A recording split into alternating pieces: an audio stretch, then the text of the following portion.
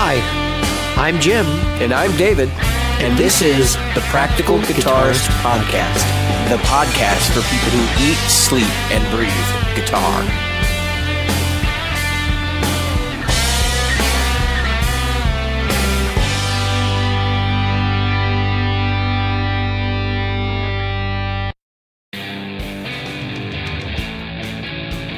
The Practical Guitarist Podcast is brought to you by Great Lakes Guitar Pickups. Great Lakes Guitar Pickups provides fantasy tones at prices a practical guitarist will love. Featuring top-notch construction, attention to detail, and a fully custom product, if you can dream it, Great Lakes Guitar Pickups can probably build it. Follow them on Facebook at facebook.com/Great Lakes Guitar Pickups. Are you a regular listener? Why not? David here reminding you of all the ways you can participate in the Practical Guitarist Podcast. Subscribe using your chosen podcast app. Review us on iTunes, Stitcher, iHeartRadio, or Google Play. Find our Facebook group at facebook.com/groups/Practical Guitarist or on Twitter as @PractGuitarist. Support the show. Merchandise is available in our Threadless store at practicalguitaristpodcast.threadless.com. And donate to us via Patreon, available at patreon.com/practicalguitarist. Reach out to us directly via email at questions@practicalguitarist.com.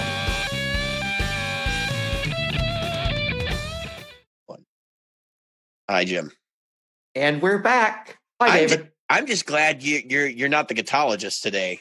Oh my God! So the internet has been abuzz. Oh yeah, this guy is really popular right now.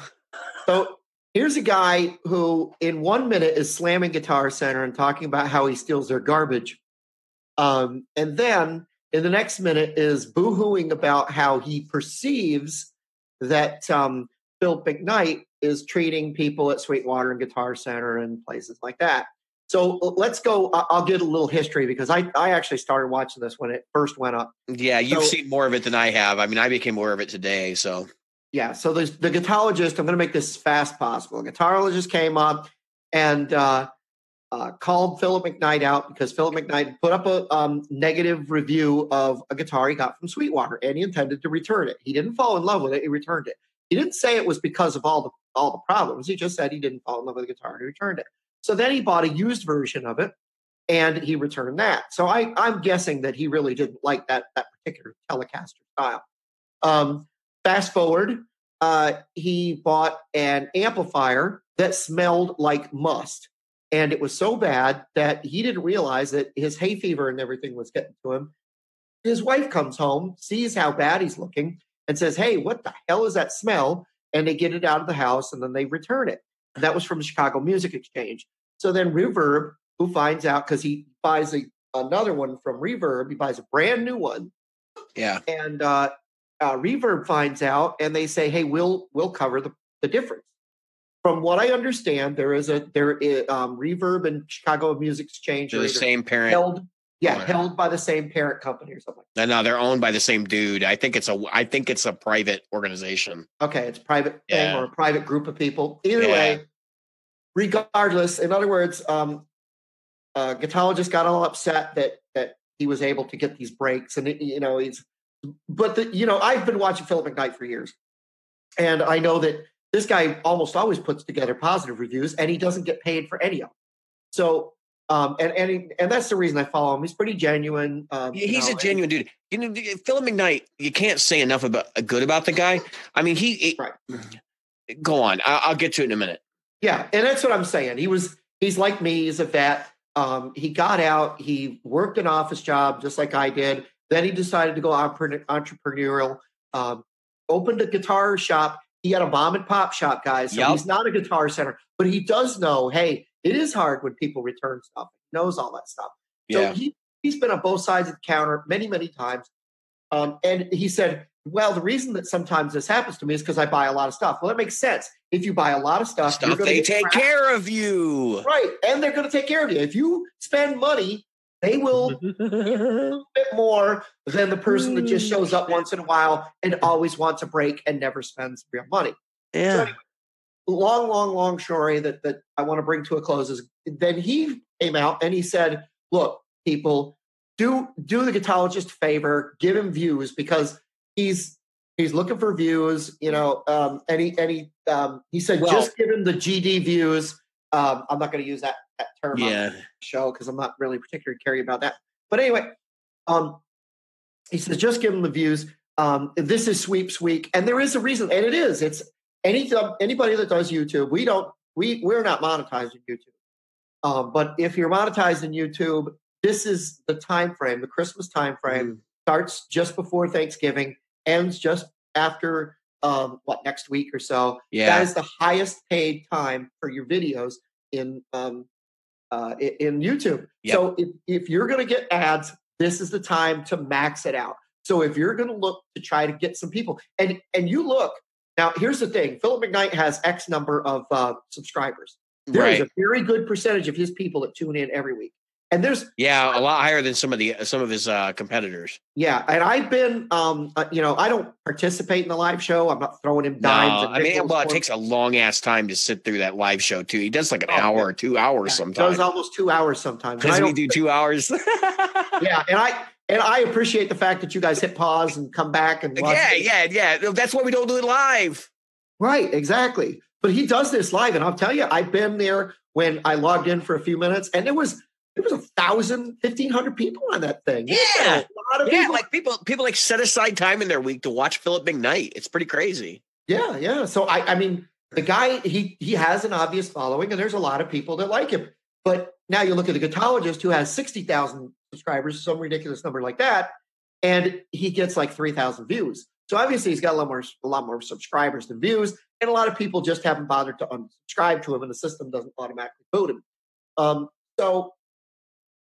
Anyway, he's not likable. He's just not likable. No, he comes across, he's always got something negative to say. He's an opinionated dickhead.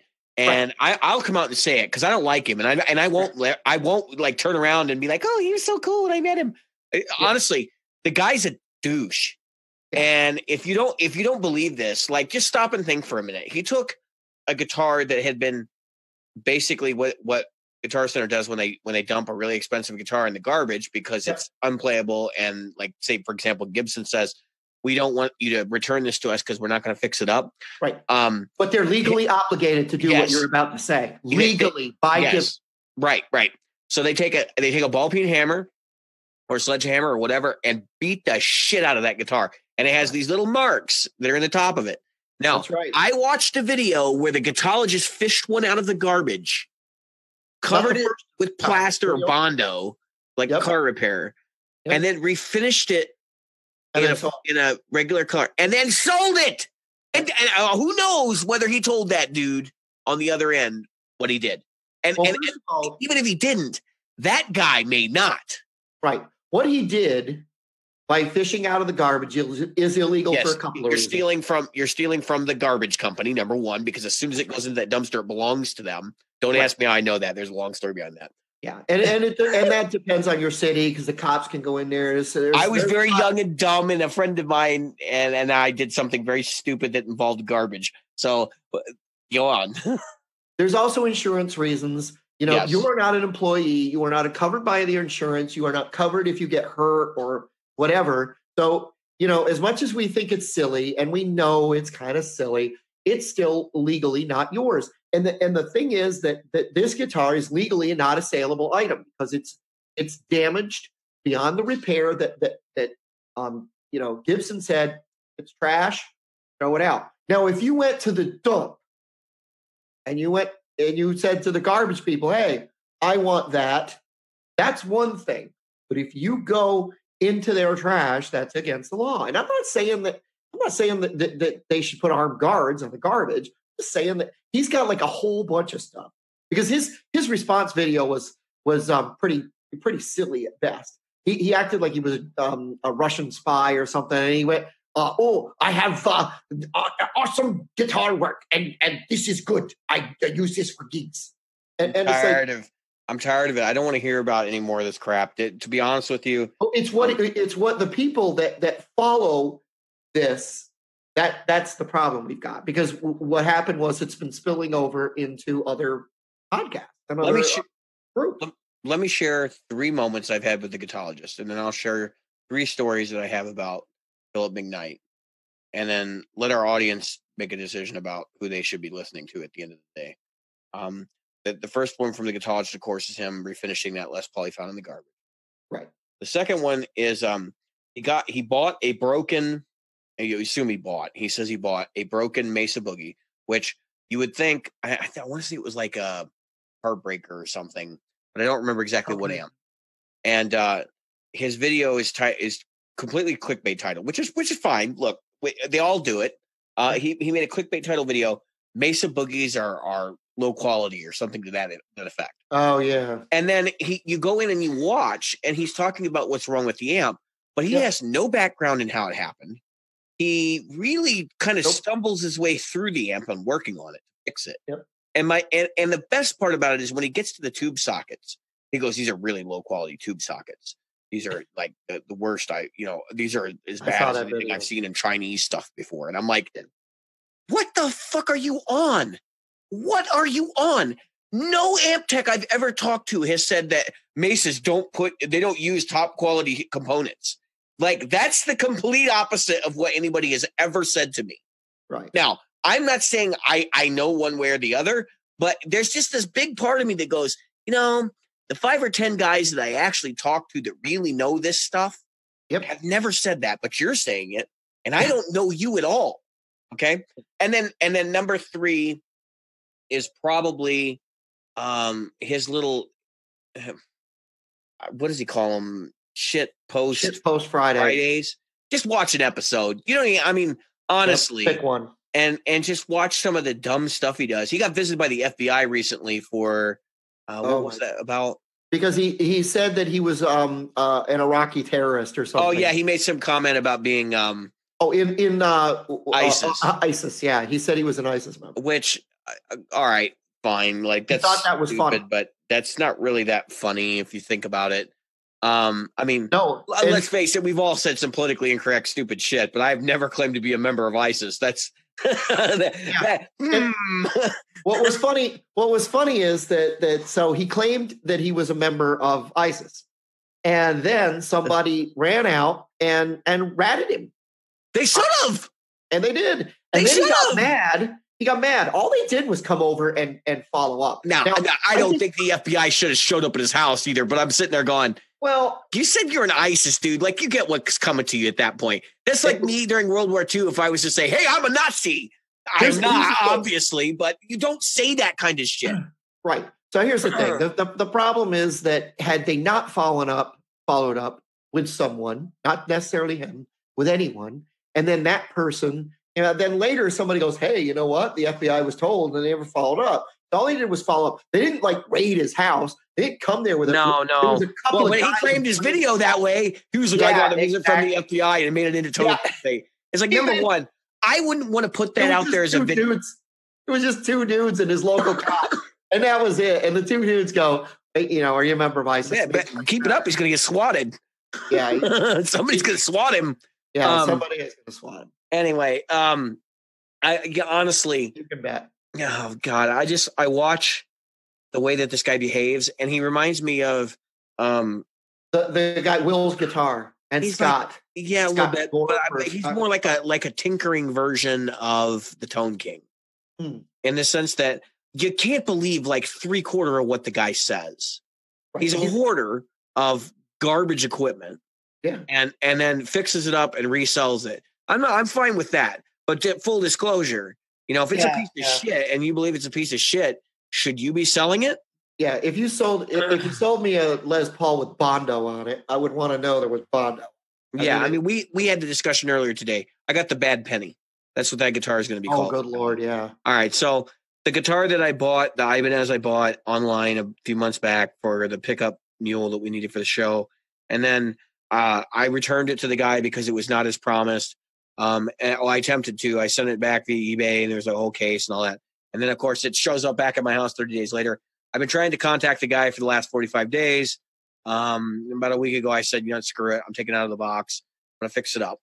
So I went and I got the locking nut pieces from a Floyd Rose tremolo system, put them on the nut, and it's not working right. I realized I'm going to have to pour money into this thing. So today I Jim and I had the conversation of maybe I should go see if I can trade this thing at Guitar Center and just get it off my plate because I'm already, dude. Honestly, I'm really close to just dumping this thing in the garbage. Like that's how angry I am. And so I went there today, and they basically told me, well, we won't take it because we can make you an offer, but it's going to be so low that you're not going to take it anyway. And well, I kind of felt like, well, I'll reserve judgment for that. But I basically said, you know what, this thing is supposed to be in my possession, I guess. So I brought it home. I probably am going to fix it up now. But the thing here, and I guess how this relates to the Guitar-Ologist is that Jim and I had this conversation, and part of the conversation is, what if I sell this thing to Guitar Center and it ends up in a beginner's hands? So I had to make the quick judgment in my head. Yes, this guitar is awful, but is it playable for a beginner? And I was like, yes, it is. But the Guitar-Ologist, that never happens. He never thinks about that. No, it's how much money can I make? And I'm looking at his Social Blade right now because Philip McKnight had mentioned it. He's made like between $4 and $68 most days during the holidays. So and it's not a lot. Well, but for a side gig, for a side hustle, like that's $1,000 a month. That's nice gear money. Yeah. So I mean, it's not bad. He'd be making more money if he were gigging regularly. But I was going to say I would rather gig. Have you heard him play? I have. Philip McKnight. That's the one problem I have with Phil. Phil's a great guy. He's always giving to charity, and actually the video where he started to call out Guitar-Ologist was where he basically said, hey, this is my end of year thing where we look back at all the great projects we did this year, but we have one more charity to give to, and that's the Guitar-Ologist. That's pretty funny. Yes, that kicks my ass because it's so funny. But the thing is, he does these charity things, and he's always very forward with the people that watch his videos, and he's always trying to give you like good information. But I feel like when I watch his videos, sometimes they're a little dumbed down because it's like stuff I already know, or it's one of these situations where he's playing something, and he's just not the greatest of player. And it's not that it's hard to watch or anything, but we've talked about this on the show before. Better players build credibility for saying, hey, this is a really good piece of gear. But after you watch enough, Phil, you realize no, he doesn't have to be a great player because he knows this stuff inside and out, meaning he's been selling it for years. Exactly. And he's, by the way, he'll be the first one to tell you, he is primarily and first and foremost a bass player. Yep. He is not claimed to be a great guitar player. As a matter of fact, he said it a million times. Yep. Not a great guitar player. Don't ask me to play you a solo. That's why he isn't on there going, and here's how I play over a G minor pentatonic, or here's how I play, following chords and stuff. Because that's not his thing. I mean, it is what it is. So my third story about Philip McKnight, and this is the one that really does it for me. Of course, we are involved in the podcast community, and many of the podcasts that we know of and talk to and have relationships with, they're all involved in YouTube as well in some capacity. I mean, maybe they have a couple videos up, or maybe they have 20 or 30 videos up. In some cases, they have 1,000 videos up. And some of these people have met Phil McKnight. And in some of those conversations I've had with those people, that no one has said a bad thing about the dude. They're like, no, he's super supportive. Like, he took time out to talk about our little show and talk about what we can do in order to either monetize and make more money, or like how we can better focus our content so we're reaching the right people. And in a lot of ways, he's become a guru for a lot of people that maybe aren't as well versed in how to run their show. And for me, that's like, honestly, it's a cut above. I don't hear anything like that about the Guitar-Ologist. No. Or the Tone King, for that matter. We were talking about the Tone King too.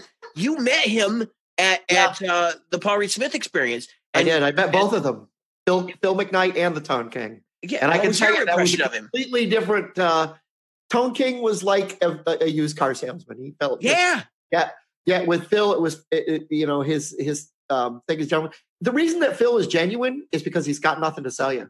He just doesn't care. Yep. I mean, I'm not saying that he hates anybody or he has a negative attitude. I'm just saying you either like me or you don't like me. I'm just a dude. I'm not trying to be anything. You don't feel like Philip McKnight. You don't feel like Philip McKnight is I'm trying to think about the right way to phrase this. Shilling. Yeah, shilling, but it's not that. He's not trashing like low-end gear either. Right. He's saying, here it is. This is what it is. Just know before you get into it, this is what you're doing. That's right. Like, he's not telling you, hey, if you buy that square affinity Strat, you got to change the bridge and the pickups and the, like he'll do it.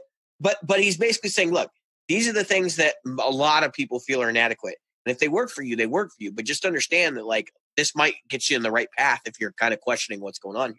And I think that a lot of the popularity for Philip comes from the fact that the guy sits there and shows people. His show is completely different. I mean, yes, he talks about gear, but it's more about got this guitar. It's a great guitar, but what can we do? Like it's not. It's kind of like Pimp Your Ride. I can't remember what he calls it. It's something your rig or your axe. Sharpen my axe. And so he does this thing, sharpen my axe. If you look it up. And he takes guitars, and he does them, and he gets companies like Paul Reed Smith and Seymour Duncan and who's the company? Not Warmoth, but the other one, Mighty Might or somebody. Yeah. And they send him the part. He gets the parts for free, but it's not for him. And this is the beauty of it. It is not for him. He gets it. He puts them in. He spends all of his time sharpening the axe, and then mails it back to you. Yep. And he's like, I got your guitar. Here it is, I think better. And that's all he does. He does a proper setup. He replaces the pickups or whatever. But if something doesn't need to be replaced, he says, yeah, you know what? I looked at this nut. It looks good. I'm going to put it right back. I looked at this bridge. It looks good. I'm going to put it back. Or I looked at this bridge. I thought I could do better. I reached out to Schaller. Schaller sent me this. I reached out to Fender. Fender sent me this. I reached out to Seymour Duncan. They sent me that. That's the thing that he does for people. So I think that's the popularity. I think that's the drive. He's got T-shirts that are kind of cool. His wife creates the artwork for. Yeah. So, dude, I'll tell you, at Gear Fest, I saw a lot of people rocking Know Your Gear shirts. Yeah, a lot. And he's got no interest in being a celebrity. No, not really. I mean, I didn't even see him there. He may have been there, for all I know. And from what I understand, he keeps a pretty low profile in a lot of this stuff. So. Yeah, he doesn't. He doesn't go, here I am. I'm so good. But he is doing a GNL thing you might want to follow. Yeah, I'll probably. I mean, I follow me already anyway, but so I want to make this an extension for the listeners in the group. Obviously, we have a Facebook group. Like, subscribe. We have a YouTube channel as well. New videos are going up there. We're climbing the mountain. Yeah, we're still. You'll see what I mean tomorrow. Videos. Yep. Actually, I think this will launch the same day that video does. So when I say climbing the mountain, you may actually know what I'm talking about already. Yeah. The scaling the summit, etc. When I think about these guys, and we've talked about various YouTubers from Jared Dines and Stevie T and all these different guys. Like, to be honest with you, the thing I could stress most to our listeners before we kind of move on to another topic is that all of these dudes, you have to put on your critical thinking cap when you're listening to them, because even people like Philip McKnight and others, you have to know enough about the material before you listen to them to know whether they're full of shit or not. Right. And I think in a lot of cases it's really difficult, especially when you're first starting out with a guitar. And it can be really easy to fall into the trap of being like in a forum or something and hearing people talking about somebody and being like, you know what, these guys probably know better because they may be really experienced. Understand that their participation in a guitar forum or a guitar group does not make them skilled in any way, meaning they may not even be competent enough to understand how to adjust an amplifier to not have scooped mids. There's a reason people called us clowns. I mean, and the fact is that I don't claim, and I don't think you do either, to know every piece of gear. Oh, hell no. No. I'm asking questions all the time. Right. And that's where I'm going with this. So we look like we're like worshiping at the altar of Philip McKnight. I want you to understand, Jim and I took a long, hard look at Philip McKnight for a really long time before we've come to these conclusions. And you may disagree. Bring it up in the group. I'd love to talk to you about it.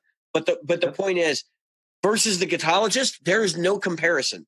This guy opened up a can of worms, and I think it was a big mistake on his part. I think that the bigger part of it is, that he created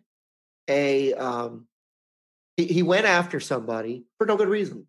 And to generate some income for himself. we know the guy said, and that's the thing. Then Philip McKnight said, "Hey, you know what? He knew what it was. He just go ahead, give him some views. It's fine." Yeah. And then he gets mad about it. Oh, come on! That was just a play to get even more. And I don't know why, because he didn't get a lot of views. So yeah, it's kind of backfiring on him, I think, and that kind of thing kind of. So with that said, so this is the Practical Guitarist. We are straightforward about what we think, but we're also straightforward about the fact that we want to bring you. We're infotainment. So speaking of infotainment, tonight I had rehearsal, and we're rehearsing. We're rehearsing for our gig this weekend. We're playing at the Cavalier Hotel, and so we're doing this private party. It's people with it's the ritzy thing and all that stuff, and suit and tie type thing, and kind of like a gig that you would have if you were on a cruise ship or something. Which I've been watching a lot of those types of things because that's kind of where we're trying to head. And so while I'm watching this or while I'm practicing tonight, I got to tell you. So usually when I'm in a band, your rehearsals, you can tell what a gig's going to feel like with rehearsals. If you have a bad rehearsal, you're going to have a bad rehearsal, great gig. But I can say this: as this band has gone, we have progressed so intensely because I'm not bragging. I'm probably the shittiest musician in the band. I'm going to say that. But I'm in the company of some people who have done Grease, and they've played, to different things like that. We're in the orchestra pit, and been the on-call people and stuff like that. So I'm this is a high-level thing.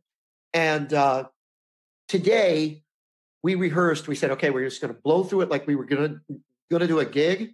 And so we said, okay, first song, first set, we'll take our break and go. And let me tell you something. It was like somebody sprinkled magic fairy dust on it. Just like that. It was the band just like it'll be on Saturday night. It was just incredible. It sounded good. It felt good. It was so spot on, so precise.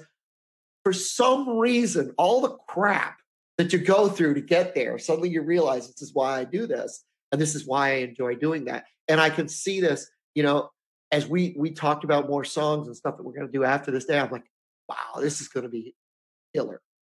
Mm-hmm. Great band. And the reason I mention that is because that's what this is about for me.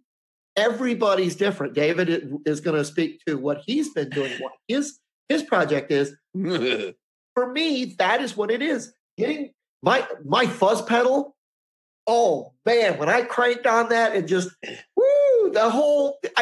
just in the mix. I hate it when it stands alone, really do. Oh yeah, because that's the point.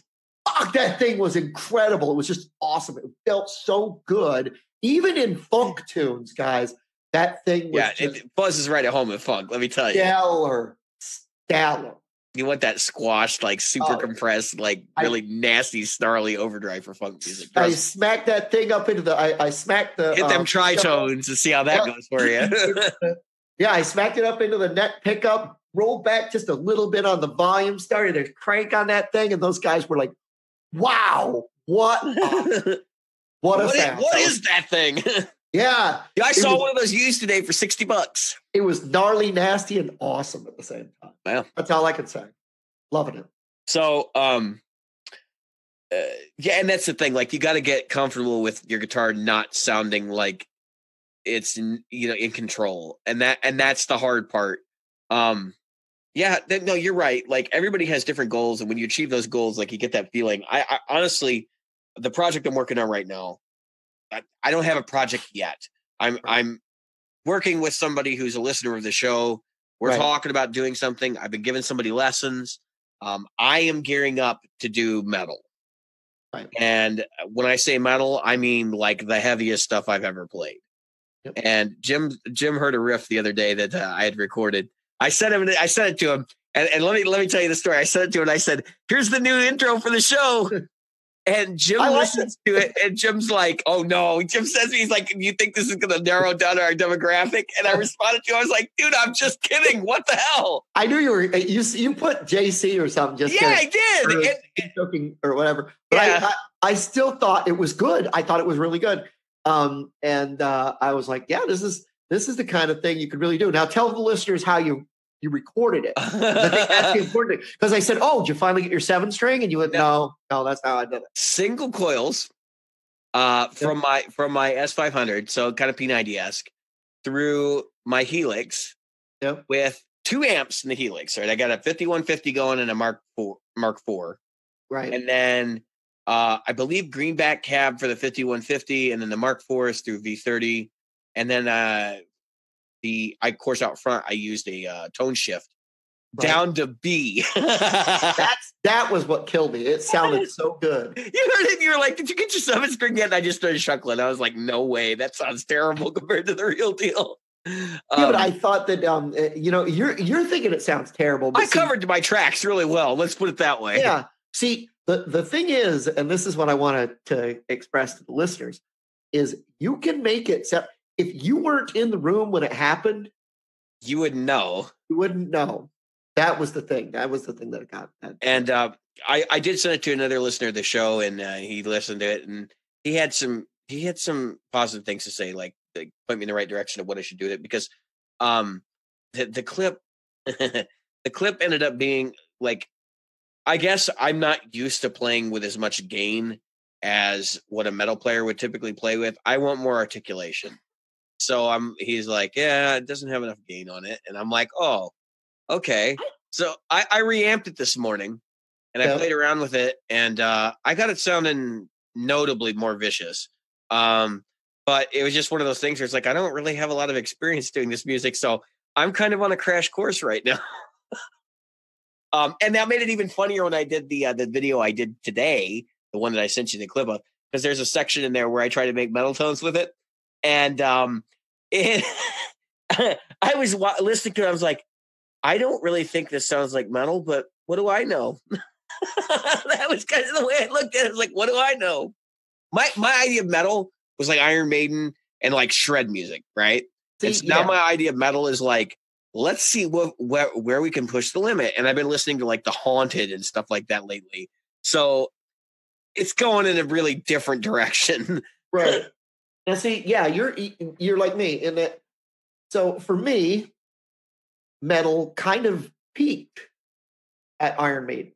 That was where, and I'm not saying that Iron Maiden was the all tell all. I'm just saying in that time frame and venue. And that type of thing, the bands that didn't get a lot of radio play. So I'm not talking about the quote unquote hair metal guys.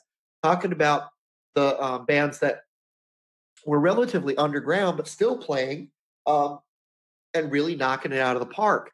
You listen to Iron Maiden, and at some point they reached the 3 guitar thing. Yeah, that's the zenith in my mind. Yeah. Actually, Brave New World was probably the record where I was like, okay, that's where we're at. Yeah. I mean, if I had to pick my favorite Iron Maiden albums, I would actually have to pick my albums that I didn't like versus did like, because there's only a couple. There's only a handful I didn't like. You're right. I liked a lot of the Paul Di'Anno stuff too. Oh, me too. But Di'Anno just was. It wasn't the reason they kicked him out. Wasn't because of his singing capabilities, although that was holding them back because he was more of a punk. No, I don't have anything negative to say about the guy. I felt like there's a lot of people now who are more in love with the Bruce Dickinson era. Right. I didn't like the guy they got. Those are the albums I didn't like. Those are the ones that after Bruce, and then the other Bruce, and then they brought Bruce Dickinson back for Brave New World, and that was why that record like hit a chord with me, because it was like them embracing the fact that they really are progressive metal.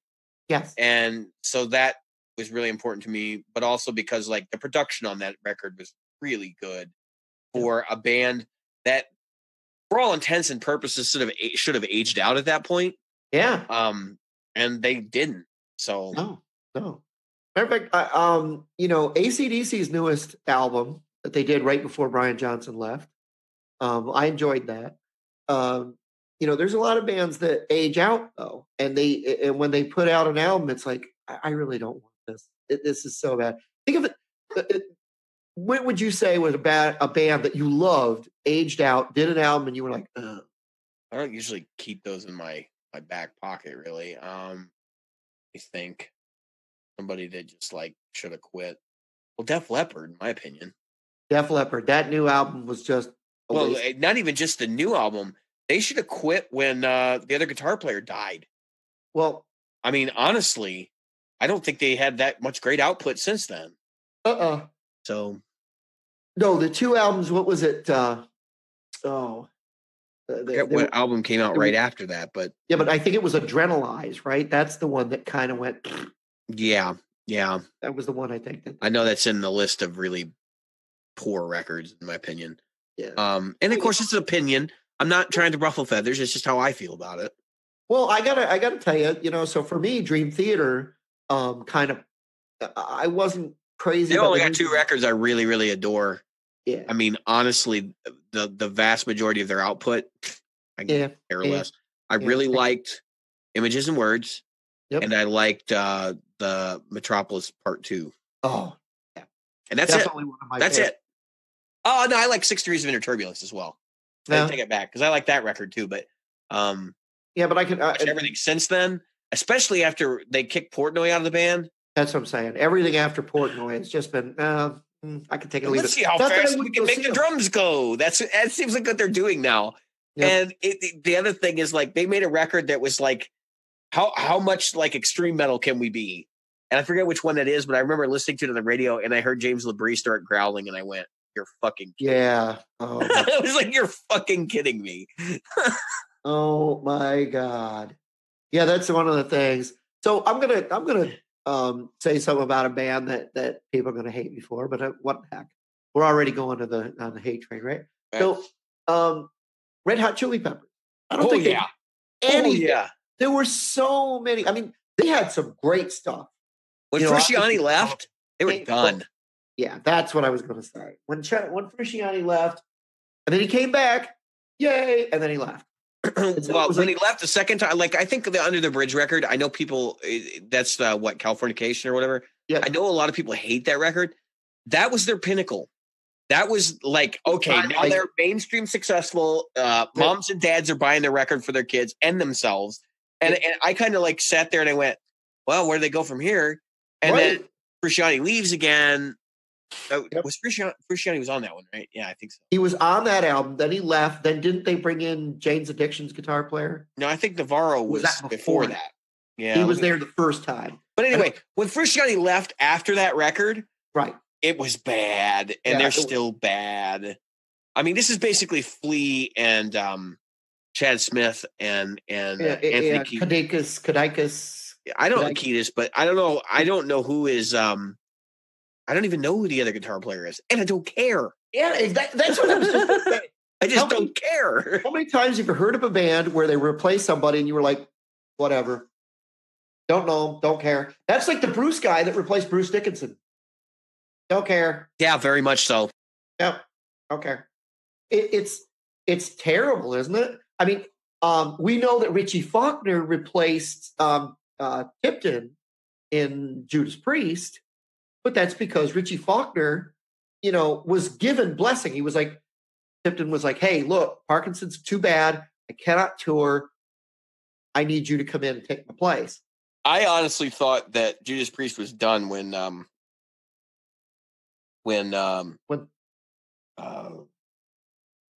Ripper Owens came in. Yeah. And that was really one. That's the last time I listened to a record by them.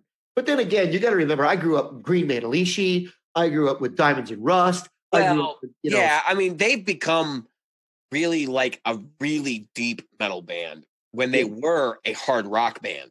Right. And I know people consider them British heavy metal, but they're on the hardest rock side of British heavy metal. Yeah, like they're not, I mean, I would consider Iron Maiden with all the triplets and stuff heavy metal, but I don't consider Judas Priest the same until their later records when they started getting into the double kick drum and all that stuff. Yeah, see, for me, it was hard to listen to Turbo Lover. Yeah, I mean, it was okay, but I just when Tim Owens took over, they probably should just right after that taken a hiatus and been like, we're putting this on hold indefinitely until we figure out what we're doing. Yeah, it was kind of like, so I was a fan early. Unleashed in the East was my favorite live album other than Kiss Alive 2, and then or Kiss Alive 2, and then Unleashed in the East, which was their live album. Then they had British Steel, Mm-hmm. and then you had Breaking the Law. You had all that stuff on British Steel. Gods of Thunder, or not Gods of Thunder, but then you come to later. You've got the pinnacle for me was Screaming for Vengeance. Yeah, that album. Nothing. Screaming for Vengeance. Everybody likes that record. Screaming for Vengeance. Oh God. So if we go back for a minute, I want to share my thoughts on Judas Priest and like how I perceive them. So my Judas Priest are the ones you can find the YouTube clip on, and I forget even remember like what album it's from.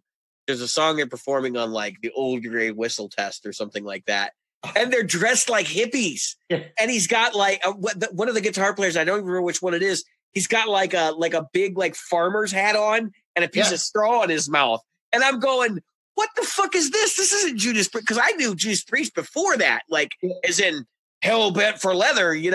Where's the leather? Where's the studs? Where's the motorcycles? Where's the freaking Marshall stacks? Like, what the hell is this crap? But I actually fell in love with that. And I'm like, all right, this is the kind of metal I want to listen to, where like he's got like the Jethro Tull style of metal, where it's not really metal. It's kind of folky and like kind of silly. And it's a bunch of hippies trying to be dangerous. And you just kind of laugh because you're like, you guys wouldn't even hit somebody. Then later on, you're like, these guys would beat the shit out of somebody, So for me, I the first time I saw Judas Priest was the British Steel tour. So that was like 1976. I was 12. It was maybe 76, but kind of been 77. But yeah. 76. And then right after British Steel, they went in the thing, and they come out with Screaming for Vengeance. I went and saw Screaming for Vengeance tour. Holy crap! That was when, I just said, that is it. This is the pinnacle of success. And of course, at that time, you had that's when Iron Maiden did their lineup change. They had Sad Wings of Destiny too, didn't they? Sad Wings of Destiny was in between. Oh, okay. Yeah. Couldn't remember. But I didn't catch that tour. And then Iron Maiden, right around that time, comes out with they switched to Bruce Dickinson, and I hear this like Number of the Beast comes out. Number of the Beast changes everything. And of course, then you've got AC/DC putting out Back in Black. I mean, at that time, hard rock and heavy metal, if you think about it, from 1977 to 1982. Other than Kiss, there was no hard rock. Right. And all of a sudden, this band called Van Halen breaks the windows out of everybody's, thing. We had British Steel, and then we had Van Halen, and then we had, it just kept mounting. There's so much diversity there too, because none of those bands sounded alike. None of them. Nothing. It wasn't like, oh, I got to sound like those guys. Yeah. No. When the new metal thing happened and they're like, oh, rock is coming back. It was like all the bands sounded the same. Right. I was watching some clip this morning and they were showing the greatest moments of 2018. And they were talking about like Aaron Lewis and stuff. And like, I'm sitting there going, dude, Stain sounds just like Incubus and stuff like that. And I'm not saying Incubus didn't sound different later, because I've heard some of their later stuff. Right. Like, all these bands were trying to sound the same. And of course, they've all changed, and some of them are better now, and some of them are worse. But the whole point is, like, when they started, they were, hey, let's see if we can tune down to C, and let's see if we can write a song with like 5 chords, and we're going to have a bass player who plays a 5-string bass, and we're going to have like this funky hip hop part in the middle. It was like so cookie cutter. It was ridiculous. Yeah. So let's talk about some of the gear that was coming out at that time, because you mentioned the 5-string bass thing, right? Yeah. The Ibanez 5-string basses, and they were almost all using Ibanez's and Paul Reed Smiths. That's what I was going to say. So everybody had a PRS. They all were playing custom 22s or custom 24s. They were all playing Ibanez 5-string. What's the bass series? I don't even remember. Do a Sound Gear or whatever? I don't know. I couldn't fall in love with them. I hated them. So it was okay. I just look at it and I go, it's an Ibanez bass. That's the way I look at it. I remember because right around 2000, late 90s, early 2000s, I'm reading I'm reading the ad. You know, we get back then. You had these papers that had ads. You had those things that I hate, magazines. Yeah. Well, no, they were ads for musicians, like, you know, locally. Oh, So right. You'd open it up and classifieds for musicians. Yeah, we still have those. Nightlife. Right. Oh, they do. Yeah. So this was pre-Craigslist. I open it up and I'm looking through, and the ad says, no long hair, no Fender, no Gibson, no Marshall, no long hair. That was in the ad. And that's for a metal band. And it was for a metal band. And it was like, so here's the kind of bands they were covering. Chevelle. Yeah, and but that's like post-new metal. That's like it's screamo and emo, and it was all this stuff. And to me, that all sounded the same. You know, it was like, I'm going to be honest with our listeners. I don't think I've listened to a single song from that generation of music. I don't think you tell us, say Chevelle, what's the other one? Dashboard something or whatever. Dashboard Anthem. I don't know what the fuck their name was. And you know what? Honestly, I've never listened to them. Just they've probably been on the radio like when I've been around. Yeah. I don't know. Maybe they didn't have a hit. But my whole point is like I completely missed that generation of music. You know what I did? I drove around. I had Appetite for Destruction stuck in the car stereo when I was in college, and I liked it. You know, like that's the way it was. That's not a joke. I actually had an Appetite for Destruction disc. I think I still have it. That was stuck in my CD player, and I could not get it eject. So I drove around, and if I didn't like what's on the radio, they're out to get me. You know, Mr. Brownstone, like Night Train. It was awesome. I listened. So I bought Appetite for Destruction was one of those things. I had it like multiple times now at this point. Yeah, vinyl had gone, so it was cassettes, and I had a cassette player. And then I got a CD player. So I got the CD, and that was what, 1990? 91? 87 is when they actually it came out in 87, but I'm talking about CD player. I probably had And so I finally bought this. It broke down, but I had CDs. Don't get me wrong. I started buying CDs in the 80s, mid 80s. Yeah, but they were expensive. Oh yeah. And so it was better to just get a cassette. And then I got a CD player that I could. They had that cassette adapter. Did anybody ever have one of those? You had God. You know, you had it out of the headphone out. You'd stick it in the cassette thing, and it would play. And it sounded terrible. It sounded like shit. Yeah, I had one of those. Then I had the one that you stuck this little thing into the headphone jack, and it was like an FM transmitter. But of course, anywhere you went, something went over it, and so you'd get all this, you know, crap. So I finally got a CD player. So this would have been, early 90s. But anyway, so I went through 2 or 3 cassettes of Appetite for Destruction, and then I destroyed 2 or 3 CDs of it. I've got one. But I ripped those things up. I mean, it was just one of those. There's a lot of CDs that have sat in my car, and you'd be surprised probably by them. When I was doing a lot of vocals, you know who I used to warm up to? I used to use Barry Manilow. So I'd put the Barry Manilow CD in, and I would warm up vocally to Barry Manilow. Then I would get a little higher, and then I would listen to like 80s pop stuff. So I had all these 80s pop, like RC Records or Bronco Records and whatever. Roadrunner, is that the company? Right.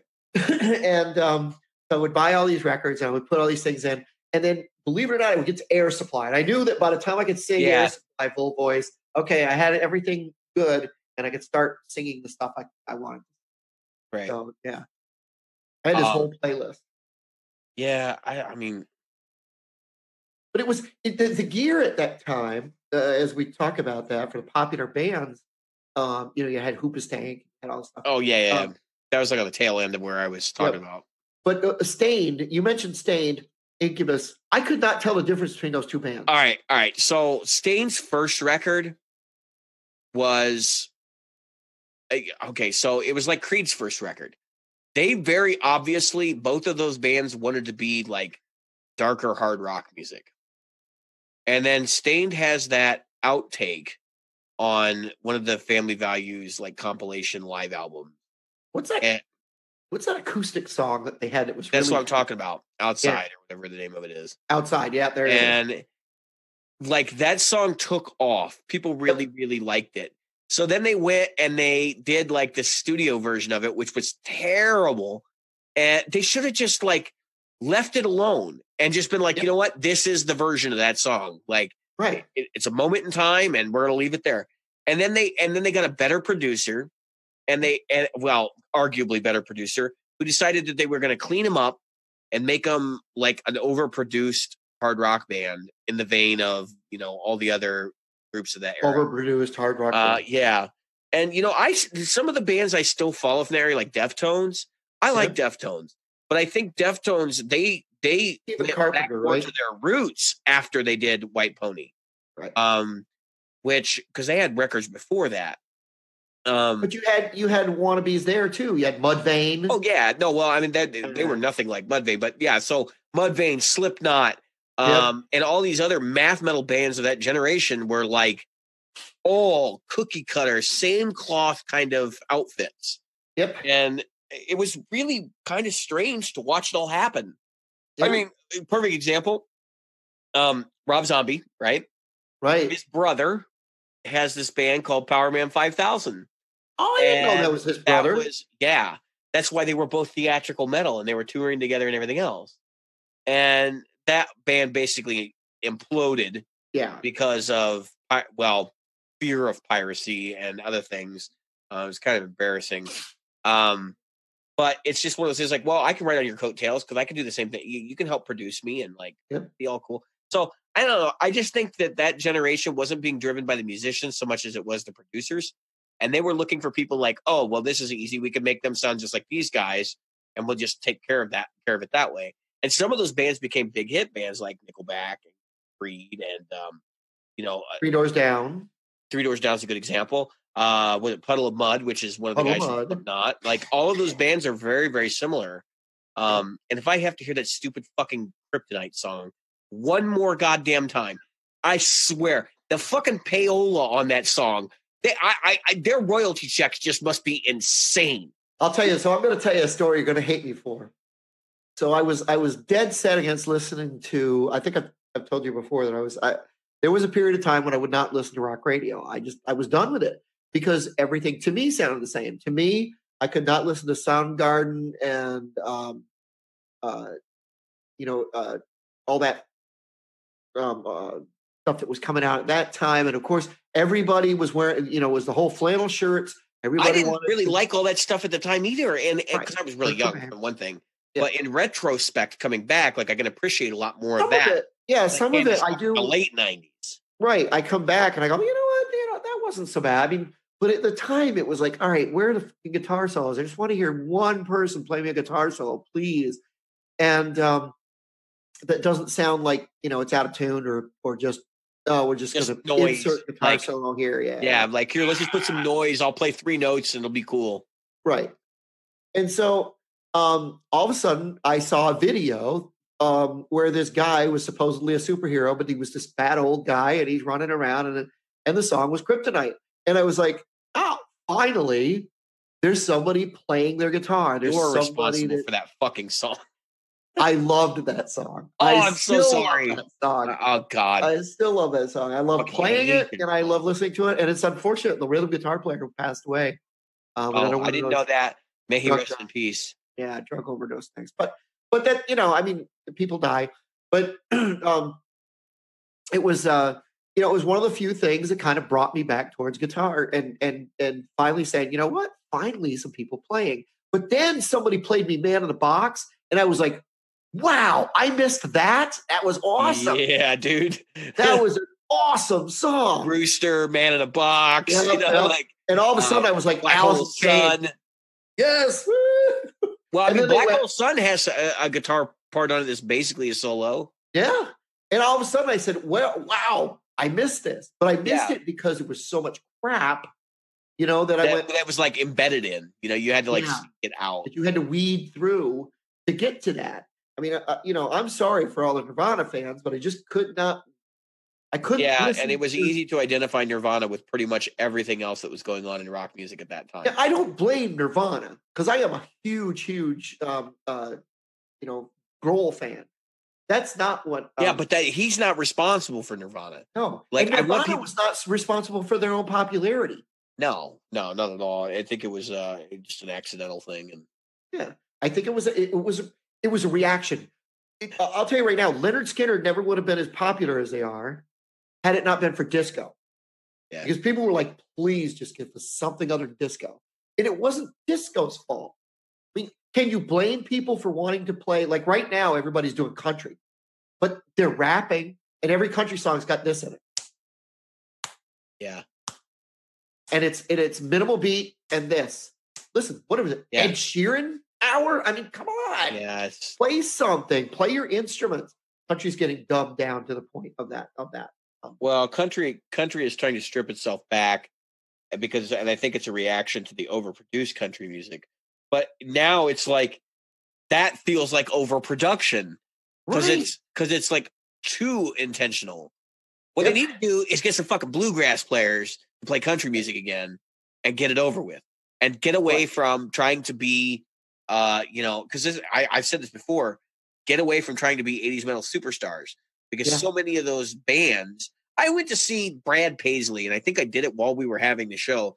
And when I saw Brad Paisley, the two bands that opened up for him, one of them was basically like an 80s metal act. They had the big hair. One of the dudes had a freaking mohawk, and like there was all these bright colors and spandex on stage. I'm like, what the fuck am I at? What is this, Poison? Like, what the hell is this? Now, so I'm going to say, because I love Brad Paisley. Brad Paisley. His band was not like that. I want to make that very clear. His band was not like that. Right. And he's the kind of guy, he can finger pick what Eddie Van Halen was doing. But that's because that's his style. Yeah. We were talking today at the band, and they said, Jim, the one thing about you is you will play every style we want to play. You'll go from Def Leppard to, Taste of Honey to, whatever. And you'll do everything in between. And you're not bigger than the song, and that the popularity of the song. And I think that's what's lost on a lot of guitar players. The guys that played with guys like Keith Urban, unfortunately, has gone over to the dark side. I never think he was anywhere but the dark side, frankly. But there was a point. If you talk to his guitar techs, that guy is an extremely talented guitar player who, unfortunately, just like Lady Gaga, is going to dumb down his music for the almighty dollar. And we've talked about this before. When do you stop calling it art and start calling it a day and just call it a job? And unfortunately, that is what some people are doing. They're just calling it a day and they're calling it a job. And they want to make money. I can see making money, but do you need $1 bazillion if you've already got $1 zillion? I mean, if people trust their art, so when you're an artist, you don't trust your advisors, trust your instincts. And I see these people like him specifically trusting their advisors more than their instincts. Right. I mean, a guy that can play the banjo and play the mandolin and play the guitar the way he can, who turns around and then puts out the shit, just utter shit that I've heard him put out in the last couple of albums, all for a couple of bucks. Come on.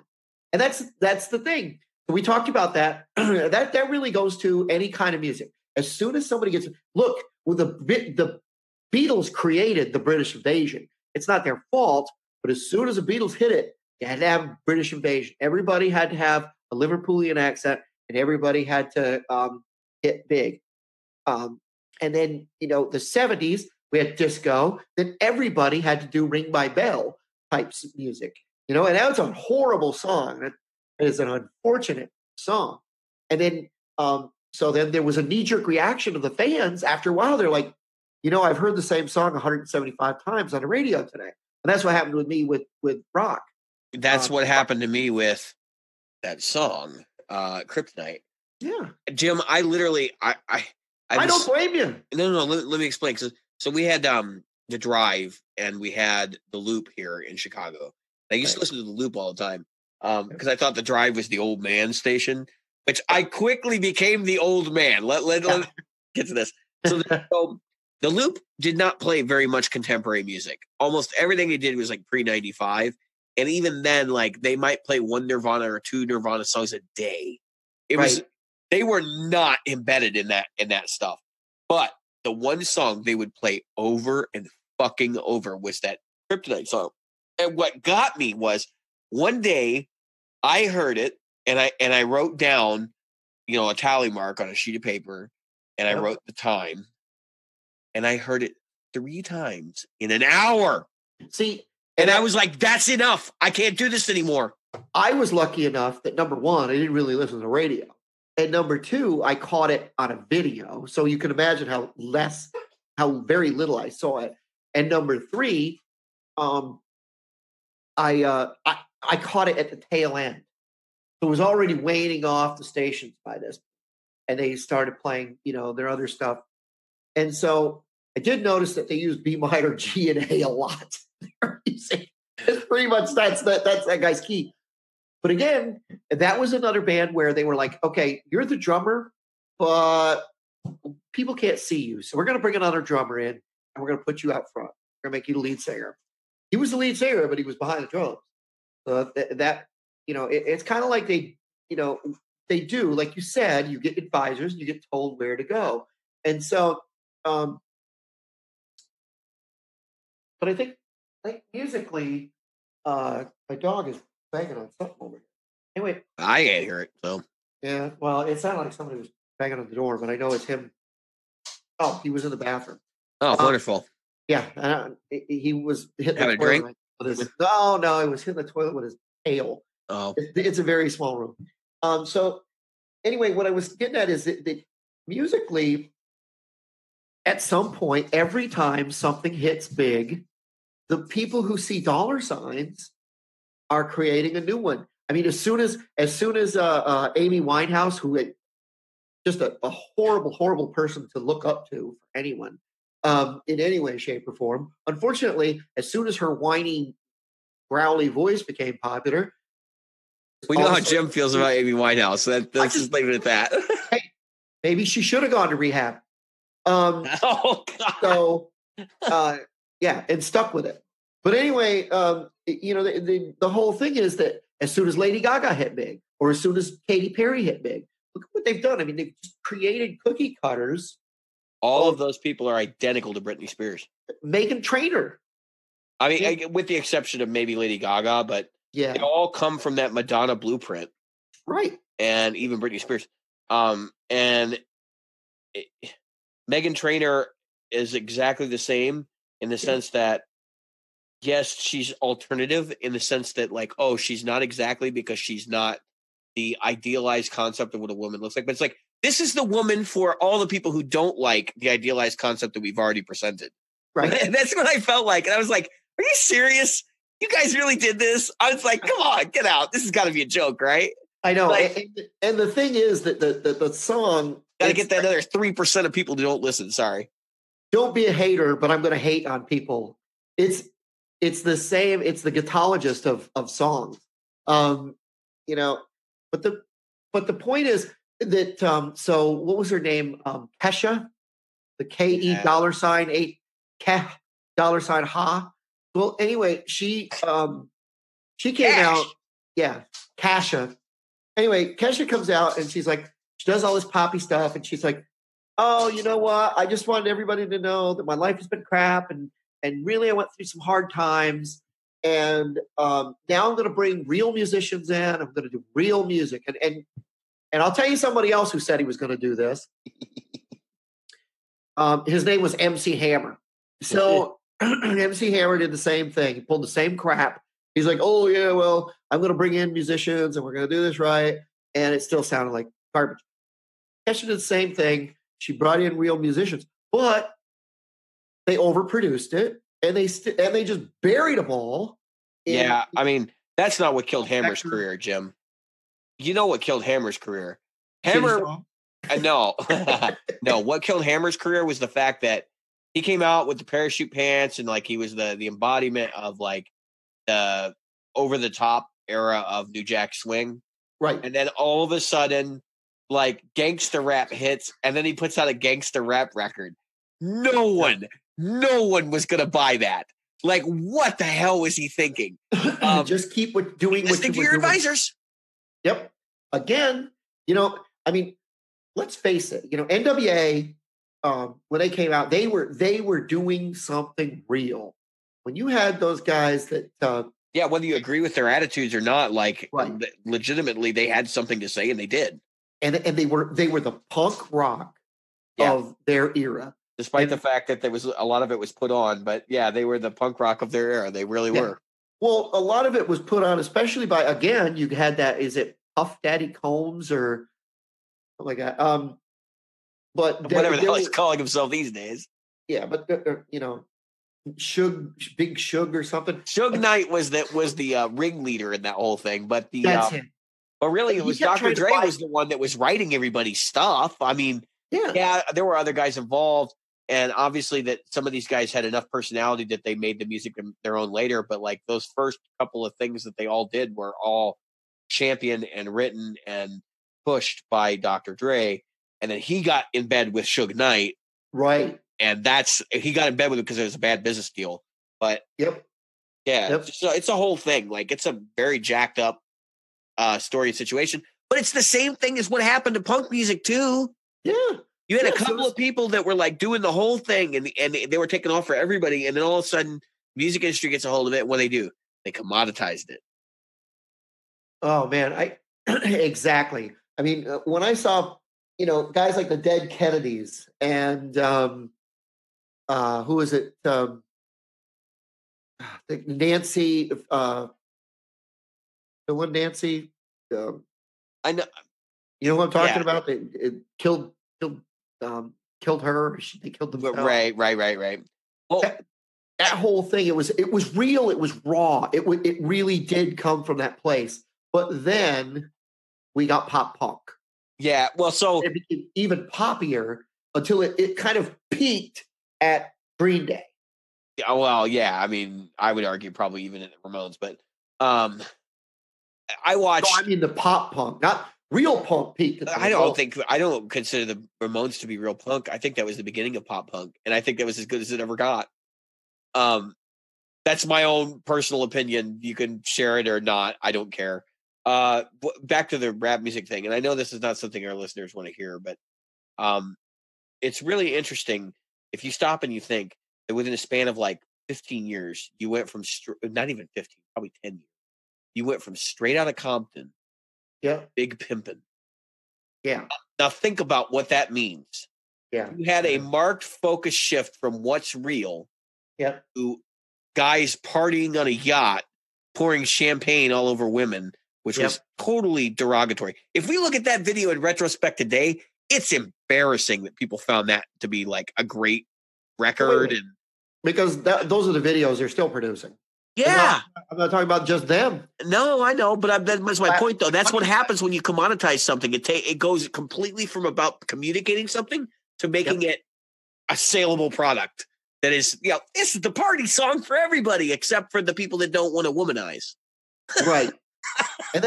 and that's the problem that we run into is we're supposedly in this community of people who we're starting to say, okay, well, we have to be a little more sensitive and we have to not, womanize as much.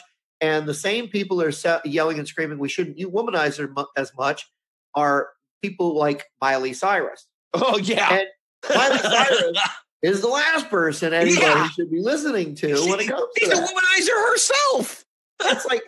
That's like having Pee Wee Herman come out and tell people that they shouldn't be jacking off in movie theaters. I mean, it's just, on his birthday, though. On their birthday. It's just, I'm sorry, but that's what happened to Pee Wee Herman's career, people. And so it ended up on the floor of the porn theater. Oh, it's terrible. I don't want that popcorn. Oh! So the point that I'm making here is though that there is this thing where at first it's real. I can go back to my roots and I can talk about the Vietnam War era when I was a kid and the songs that were coming out of like the protest music from that time. And that protest music was real. I mean, if you listen to a lot of that protest music, it was real, it was raw, it was coming from a place in their heart. And then they decide to synthesize it, and all of a sudden you've got like other bands that are making fake protest music, and then all of a sudden it just becomes something it's not. And that's that's exactly the crux of this problem. Yeah, early Pink Floyd was real and raw, kind of punkish thing. They were different. Yeah, they weren't really concerned with having to keep up with the 25 other bands that were trying to sound just like them. Right. But somebody's got to. Jimi Hendrix, The Who. I mean, the reason we don't have bands like that anymore is because nobody's taking a chance. Nobody's taking chances. Yeah, we've talked about that before. I mean, yeah. Frank said that was the error of the old guys who would take risks, putting their kids in charge of the companies, and their kids making decisions that were largely based on the fact that they had young families and they couldn't take risks. Right. And that taking risks, we know that in the American way of thinking, that taking risks is part of what makes you successful. If you don't take risks, there will be no reward. Right. That's essentially the kind of the proverby way of putting it. Let the other record companies do the cookie cutter, and you lead. But if you're not going to lead, now I saw something interesting. I saw a drummer who was interviewing a guy who was the guy who took a chance on Jason Aldean, and I went, well, if you look at it, I hate to admit this because I'm not a big Jason Aldean. He did stand out in the crowd at that time. The problem is then all of a sudden, all the cookie cutters that came behind him, he was the first one. He was the one that did Johnny Cash. He was bringing a certain rock sensibility to that country that had become so, like you said, overproduced and over whatever. Yeah. He came out with Johnny Cash and he said, my band is going to do this. And they had 3 huge albums. And I'm not telling people to run out and buy Jason Aldean. No. But I get what you're saying. Like in his case, they saw something in him. It was like, well, we can kind of produce him like we do the rest of these guys, but he has enough different that it may actually sell well. And so maybe it wasn't as calculated a risk as or it wasn't as incalculated a risk as it seems on the surface. Because that's what I believe. I believe they looked at him specifically and they said, he's just different enough that we might get away with this. You look at the guys that are around him, he was a little chubbier, not fat, but he was a little chubbier. He had a little bit of what one might call baby fat on him. He had a rock and roll attitude. He had tattoos where guys at that time weren't supposed to have their tattoos. He had a band that was raw, and he used his touring band in the studio. That was the risk they took with that guy. Now, again, he was the first one to do the, with the minimal thing, but he didn't do it on every record. Now it's everywhere. I mean, you can listen. Yeah, that's the thing. Now they've seen he's the new thing, so let's all jump on that bandwagon and do it exactly the same. And country music's really bad for it because if somebody has a successful record, they just go get the same songwriter. Right. I mean, it's absolutely mind-boggling how many country songs are basically the same 5 chord progressions because they're using literally the same people over and over. There's a group of people who get into a room almost in a literal sense, if not in a literal sense, who go into a room and go, okay, pitch your ideas. Today we're going to write the chorus. That's it. And then this one goes, hey, we should add this. This one goes, hey, we should move this. And then they present them to the record. There are people in Nashville right now who make a living. There's a lot of people in Nashville who do this. Yes. They just create demos. They don't even. They're not the ones rating the one that's on the record that you hear. No. They're doing the mock-up so that when they can sell it to the record company who buys it without an artist. They're buying the song and then going, "We'll find an artist to do it." No big deal. Where do people think these backing tracks came from originally? No, because these studios, when they're down and they're not selling, they got to have something to put out. That's it. And that's why you see some of these guys they're clearly in Nashville. Yeah, and they're creating this stuff because these backing tracks that you hear, it's like 15 minutes of D minor. Yeah. Well, that's because that's what you're going to hear in the freaking lobby of a hotel. It's what you're going to hear in the in the background music of a movie because you don't want music that's got copyright. Yeah, or they can't put it for whatever reason. They can't put it into one of the libraries like Sony or BMI. Right. There are what's the other one? ASCAP or ASCAP library, ASCAP. So you can buy that and license that kind of stuff. So what they'll do is they'll put it together and they'll throw it up on YouTube and monetize it. Right. And every time you listen to one of those, they're getting to play. And some of those guys are getting like 25,000 plays a day. Yeah. So, they're incredible. And right now, and I'm certainly not somebody to put that down because it's great because believe it or not, when I look at it, I put backing track mix and I just hit play. And that's what I go to sleep to is listening to these. It's really easy to go to sleep to a backing track. Let me tell you, because they are boring as shit. So speaking of that, I want to ask people. So some of these backing tracks, they're 15, 20 minutes long. Oh God, I can't stand them. Aeolian. I need like 6 minutes. Aeolian at max, and all the good ones are like 20 minutes long, and you're like, what the? Like, how many choruses do I need? And I'm thinking to myself, 20 minutes of it's fine to blues. Like I said, because I can go to bed and I can let it play all night long, and literally 50 songs. I'm not even halfway through that mix when I wake up. Right. So it's incredible the amount of time they can spend. Here's my question to our listeners: have you ever actually played along to an entire track? I mean, I couldn't do it. I don't have that many ideas in D minor. Yes. You have. Yes. Oh, yeah. All the time. Because I'm too lazy to just hit next. Like, I'm like, fuck it. I could use some more practice for D Mixolydian. Like, this is fine. But no, I mean, with all honesty, like, yes, I've played through some of the really long ones. 30 minutes of A blues. There's somebody, Quiz Jams or something like that, who's doing. They have a 24-hour live stream of blues progressions, and I'm like, this is nuts right here. If you really think about that, what that actually means, that's insane. You could sit there and you could play blues for 24 hours a day. Yeah. Why would you ever want to do that? Like, I would kill myself. I mean, not that I don't like the blues. Like, listen, first backing track where I want to play to warm up is a 12-bar blues because I know the chords. I don't have to think about it. Yeah. And it helps me to warm up. But I sincerely understand where you're coming from. And listeners of the show, please explain to us why these backing tracks have to be so damn long. Yeah. Nobody plays a solo in contemporary music unless you're in a jam band that lasts more than maybe a minute at max. And so I get to insanely long.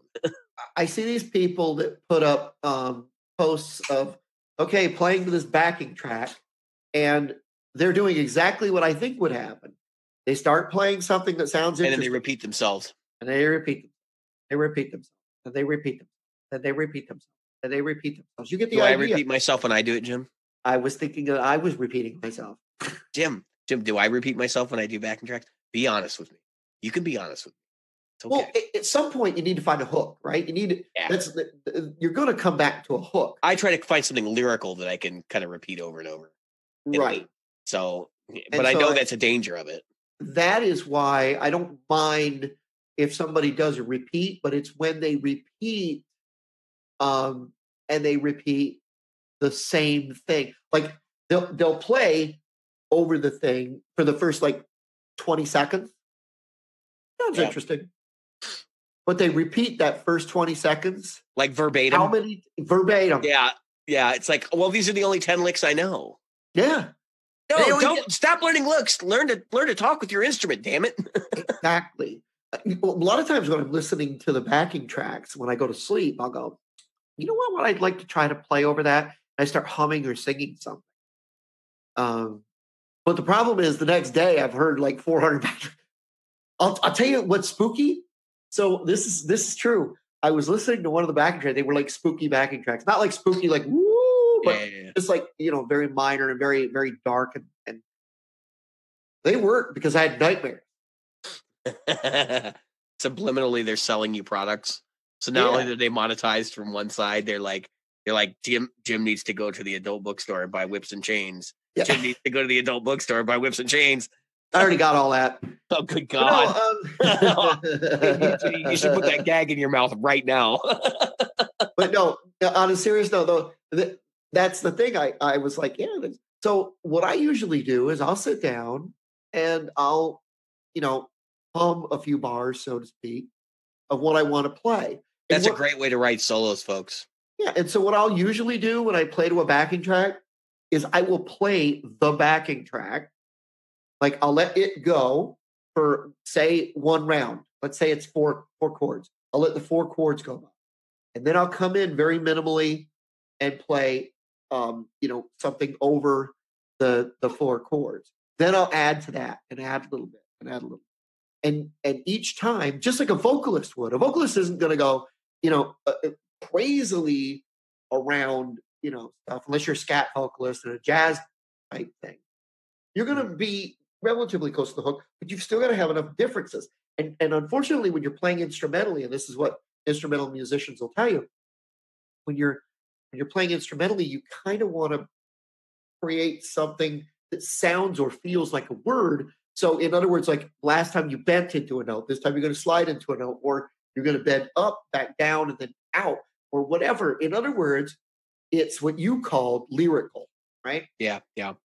My thing is like I'll hum a melody and then I'll dance around that melody. I don't actually hum it. Like that's the wrong way to think. But you can do that, and that's fine. Like that's kind of the way I started. Was like, okay, so I'll have the chord progression on a loop if I'm going to record a solo for something, and I'll listen to it, and then I'll just kind of get in the mindset of like, okay, what do I want to say here, and then I'll kind of form a melody in my head. Then I'll sit down with the guitar and try to express it, right?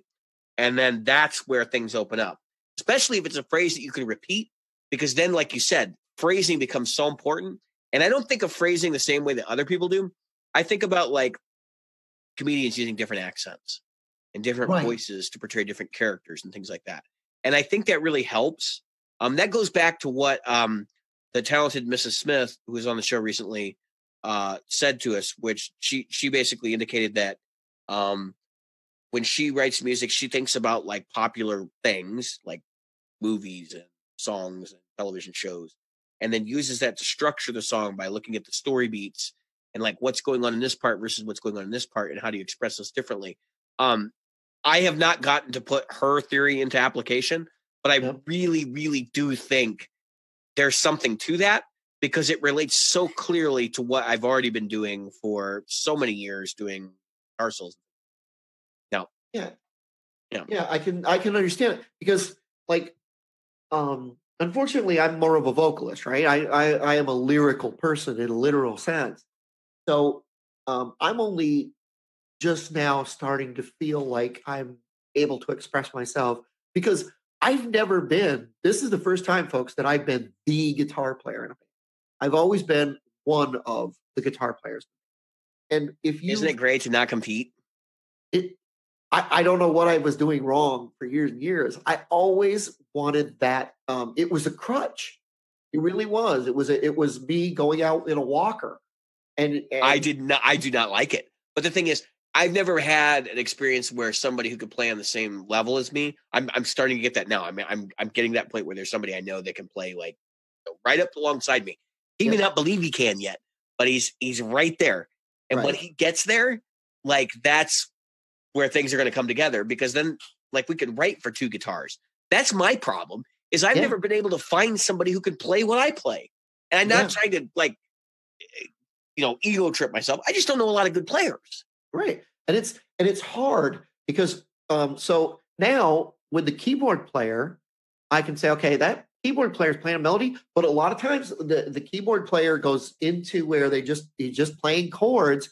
And so I slide in and musically we go like this. And so I hear people who complain about playing with keyboard players and other melodic. Oh, it's fun as hell. I'd much rather play with a keyboard player than another guitar player, unless they're, competent. Right. And that's the thing that I've got a competent guitar or keyboard player. But the thing I was getting at is it's a lot of times because I'd have a competent guitar player over here, they'd say, well, I already got they already did I got this filled out. Like, don't worry about it. I got it. You don't have to worry about it. You're the singer, sing it. And so I would sing, and then I'd never get the chance to be that guy who took the solo, And so my music was kind of dumbed down to, playing chords and checking chords, which there's nothing wrong with that. But all of my soloing was at home. And then I'd come in and I go, hey, I'll play the solo. No, you got so much else to do. I got this. I can't remember. There was a very famous session player who played with James Brown when he was super young. This is a throwback to Amps and Axes. Go back and listen to some of those episodes. There's some great stories about guys having to deal with adverse situations in music. Guy was playing for James Brown. He was really young, and he came into the band, and there were already 2 other guitar players in the band. Because if you know James Brown, like he had like 30 different musicians on stage. Oh yeah. And so he comes in, and the 2 guys are like, they're like, we've worked really hard to create this space in this band. Don't fuck it up. Like that was their instruction to him. Don't fuck that up. So they basically showed him like, just play the parts as we tell you to play them.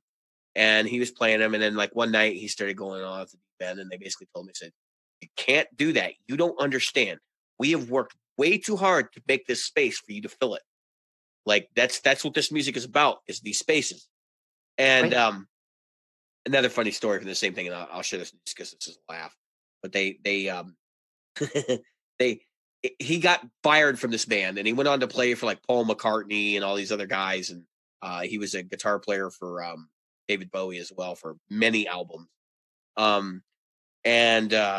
Anyways, part of the story, he says, so I got fired, and he's like, I got fired because I guess he used to say, hit me, and then the band would do their thing, right? Like they'd all hit a chord, and he's like, I didn't hit one night, and he's like, I went to go collect my money, and he's like, well, you got docked, and he's like, docked, and he's like, well, James said hit, and you didn't hit. Yep. So they were like, yeah, we're docking your pay.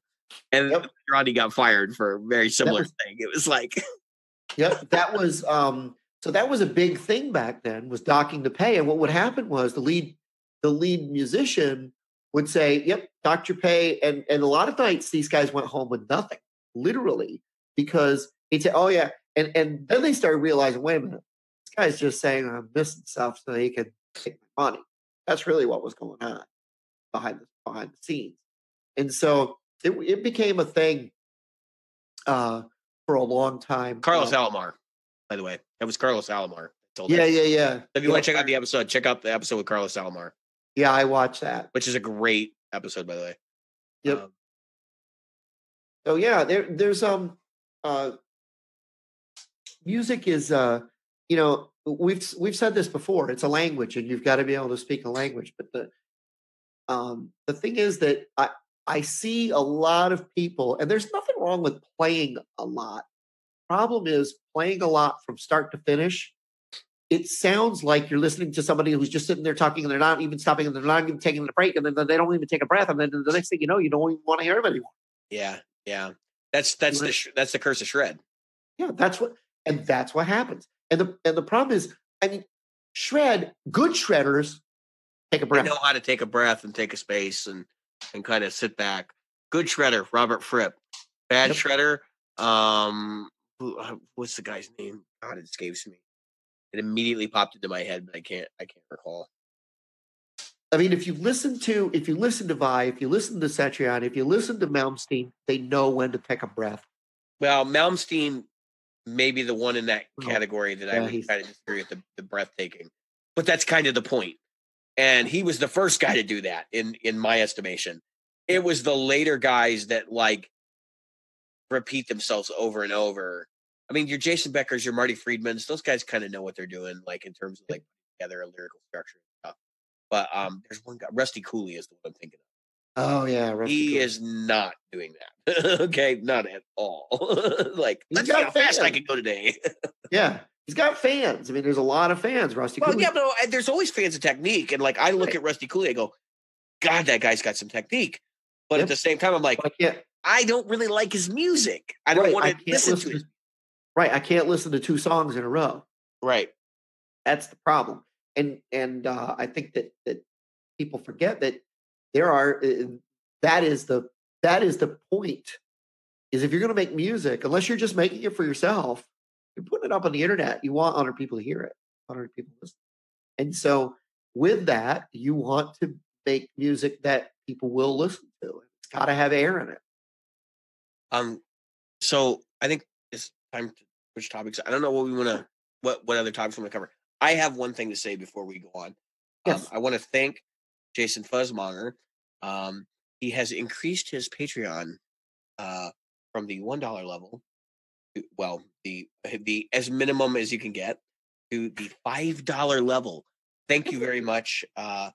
Fuzzmonger. We really appreciate it, and I hope to be able to see you sometime this year at some event. I will buy you a beer or whatever I got to do. And we need to talk about what we're going to do with GearFest. So I may stop at his place if I go up and visit my daughter, because he's only an hour away from my daughter. Yeah, you should. So GearFest. Yes. As we've been talking about this, I'm gonna publish information in the group. It's January as of tomorrow or Tuesday or Wednesday, whenever this episode airs. Yep. I want people to start thinking about, like, are you going to be able to go? Yeah. And if you can go, I'm planning on, because we're going to try to get an Airbnb while we're there, and this allows us to have. I want to do a cookout or something and have both people that we met at GearFest to come by, hang out, maybe listen to some show episodes in the background or something, and just hang out and like have a beer and a hot dog. And just I don't want to have to police people, so alcohol may not be a thing. We'll have to talk about it. It's something that, because I don't want to be. Look, I'm not a bouncer. Nope. And I know people tend to get a little crazy. Tipsy. Maybe we'll do drink tickets or something. You come, you present your flyer to us. I will give you a drink ticket or two and have a beer, just so we can. Partially, I want to be economical. The other thing is, I don't want to do cops. I really don't. Nope. So if anybody knows anybody in the area who is able to facilitate this kind of thing or something like that, please let me know. I would be happy to reach out to them. Talk to them. I've got a friend I'll reach out to. Okay, that may work out. That may work out better than trying to do it at the Airbnb. Right in Fort Wayne, so it'd be. That may work out better than doing it at the Airbnb. I was going to look into see if there's a park district or something around there, and if there's any permitting we have to do or any of those kinds of things. It's going to be a pain in the ass. I know it's going to be a pain in the ass, but I'm planning on doing the groundwork for this. The other thing is, we're going to have an Airbnb. I'm going to offer it up to Patreon supporters first. If people need a place to stay, we're going to try to get a decent accommodation. And I may have a bed or two available that we can, you can pay me ahead of time. I will get the Airbnb reservation. You will be able to stay with Jim and I and play music and just hang around and harass us after the thing. The intention is to come down a day early for me and kind of hang out, maybe see some people that are going to be there that day, and then do the whole show thing, which is going to be, it's wall to wall. You're there pretty much every day, all day. But the evenings are cool. And then there's some cool restaurants in the area. We may do a gathering or invite some people to go to a restaurant or something. There's we went to the Hoppy Gnome. That place is That was it? Yeah, Hoppy Gnome. And then there's a Shigs and Pit. Yeah, I've been there. Place. I've been there. Shigs and Pit, also known as Pigs and Shit, depending on how you look at it. Good barbecue. So the main thing is, I'm doing GearFest this year. I'm probably not going to have the amount of money that I thought I was going to have to spend to go. And this is more for fans than it is for me to go and buy gear. And for Jim to go and buy gear. So if you I kind of want to make this our annual meetup. It's halfway between Jim and I. It's less than halfway. It's closer to me than it is to you, Jim. Yep. But it kind of works. And so if people can venture forth and come down and meet us or come out and meet us, it's a great event to go to anyway. And Jim and I'll be there. So I wanted to just extend this now. There's not enough room for everybody. Realize that I can go to my friend's house and stay. So. Oh no. We're staying because I want to be able to podcast and stuff in the evenings while we're there. We're going to make that work. But I'm just saying, if somebody really wants to do the crazy super fan experience, we can offer it to you. But I'm not thinking anybody's going to want to do that. And I really don't think that it's that big a deal anyway. Because you'll see, Jim and I are just regular dudes. You don't have to sleep in the room next door. It's cool. We're fine with that. I would much prefer, you hang out with us and eat lunch with us or something, and maybe come by the house or something and jam for an hour or whatever in the evening. So yeah, exactly. Yeah. the intention is obviously to meet up, have a good time, Yeah. have a beer, you put a face Pass out to business cards. right. You put a face to the name and you realize, oh, geez, these guys they're just as douchey in person as they are on the podcast. You know what I didn't do last year, Jim, that I should have done? I should have been handing out business cards to actual people just walking around. Stop, have conversations with them, talk to them about whether they like the gear, and they'd be like, hey, I just want to let you know, I run a podcast. If you're interested. Well, I think that the first time you go to something like that, you're a little bit. I was more interested in meeting the builders and then the performers. And what I should have been doing was trying to build the audience for the podcast. Right. So. And that's what you people are the most important thing. Everybody that's a listener, they are the most important thing. You folks that are on the other end of this, you are why we do this. I know I've said this before, but remember, when we go out there, I'm going to drive. I got to drive. I think it's 900 miles. Yeah, it's going to be a hell of a drive for you. A 16 or 17-hour drive for me. I'm going to get out there. But I've done it before because I used to have an office out there, and I would drive from Albany, New York to Fort Wayne because I lived in the Albany, New York area. And it was just something I did every time. So I would drive out there and I stayed. Now, sometimes I would fly. My boss preferred me to fly, but sometimes I would take my family, so I would drive, and not a bad drive.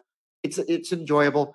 But the point is, I know the area and I know the people around there, and there's some fun things to do. 750 miles and 11 hours and 35 minutes, allegedly. We know that. We know that that's not. Yeah. Chesapeake. Oh, that's not bad. So that's a 12-hour drive. I do that when I go home. So I can do that. I can do that in my sleep. Matter of fact, I'll probably sleep most of the way there. I'm just kidding. Stay off the road. Hey, if we got any hitchhikers in the group that want to hitch a ride with you, no, I'm kidding. If anybody wants to share in the driving responsibility, I can fit one. I have a Honda Civic, and it's going to have gear in it because I'll be bringing like my amp.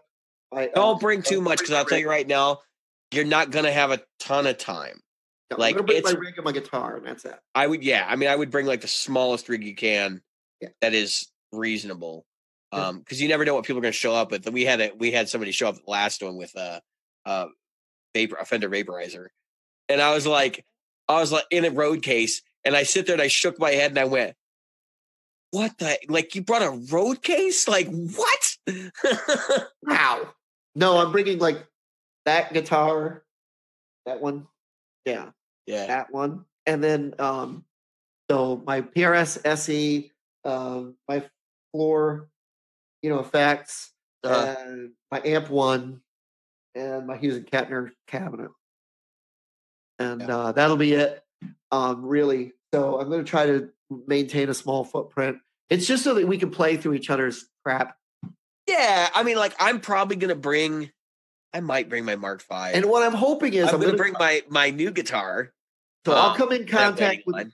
Yeah, I'll come in contact with my friend up there. I'll find out where the open mics are. Hopefully we can hit an open mic. We have some I mean, there might be something like that. I'm not as concerned about that. There's going to be enough musicians around. That won't be. Well, hopefully, I would probably get embarrassed because like all the Sweetwater employees are in that town. I was going to say what I'd love to do is find an open mic where like somebody like Greg Koch or something like that is there. And then we can play in front of Greg Koch and we can really be embarrassed. Oh, Greg Koch would just destroy us. Like that's not even worth doing. I would rather just like hang myself in the bathroom or something. Yeah, but if we can get time, maybe my buddy can open the backyard and we can jam there or something. Yeah. No, it would be fun to have a jam. So the Airbnb thing, like we did the last time, we had a basement in the place, and that would have been a perfect place. Just go down there, set your stuff up, first get there. At the end of the day, you come in, like, and if there's two people with us, we just go down there and play for a little bit. Yep. And go out to dinner, and there's not a whole lot to do in Fort Wayne. Nope. There is, but it's not like a tiny town, but it's. Oh yes, it is. It's a small town. I've come from smaller towns than that. Well, yeah, I grew up in a much smaller town, but I'm just saying that those of you who think there's like now Fort Wayne does have a mall, it's got a Best Buy, it's got all that stuff you used to have. A stadium. Kind of like Albany, New York. I mean, they have a stadium now. you got to remember that what's the basketball team there? It starts with a B. Well, I should say the college. It's right there near. Yeah, there's a baseball team there too. Well, didn't they have like an offshoot of Purdue there or something? Purdue, yeah, there's Purdue. They're offshoot of Purdue, and I'm trying to think of anyway, a lot of famous basketball players from that area, a lot of stuff. But there's a lot of farm country. You do not need to go very far outside of town. In 20 minutes in either direction, there's farms as far as the eye can see. And the land is flat. Remember, this is Indiana. The land is flat. So those of you who are used to like mountains and things you can tell where you are, no, that's not there. It's not as flat as Texas, but it's flat. It is really flat. There's really no hills to speak of. Little tidbit: when I lived in Texas as a kid, we lived on the edge of town, and you could go out and you could see the next town. You could see their lights at night. Yep. They were 35 miles away. And it's Amish country out there too, Fort Wayne. Yeah, there's Amish stuff, and a lot of Amish country. You got to be careful driving because you'll see the not so much in city limits. Yeah, I don't think you're going to see much of it at Gearfest, but when I would fly in, folks, I'm going to tell you about my airport experience. So I was going to ask Jim if he wanted to fly in because I could drive him. Yeah, so I flew in, which I will consider, but so I flew to Fort Wayne from Albany. And I get to Fort Wayne and I go outside and there's one taxi. And they got me to my hotel. They have rental cars? Yeah. And so the next time I rented a car, but the first time my boss was like, "Oh, you don't need to rent a car. You'll be fine. Get a taxi, you get up to what taxi? Exactly. I said to her, they have two in the whole town. I just paid more for one taxi ride. You're gonna have to get me back there too. Then I would have paid to rent a car for the whole week that we're here." She goes, "Yeah, I kind of figured that." But anyway, she thought she was saving money. She didn't. Anyway, so I worked for Frontier Communications at the time. So